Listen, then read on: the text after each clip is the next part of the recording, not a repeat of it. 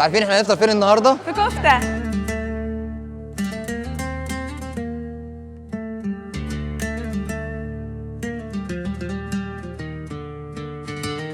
النهارده كنا محتاجين نفطر حاجة على الفحم، عشان كده طلعنا على كفتة عربي واللي موجود في البرستيجيا بلازا. وهم هناك مجهزين منيو للفطار للناس اللي بتحب تاكل وجبات على الفطار.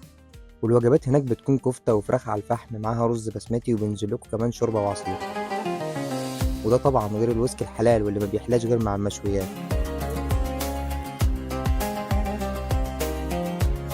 وكمان الناس اللي بتحب الحواوشي هناك هتاكلوا أحلى حواوشي معمول على الفحم، وكمان بعد الأكل هتحلوا بأحلى كنافة نابلسية على الفحم، واللي بيجيلكوا معاها الشربات لوحدها، وده عشان تغرقوها براحتكوا وتظبطوا سكرها زي ما انتوا عاوزين.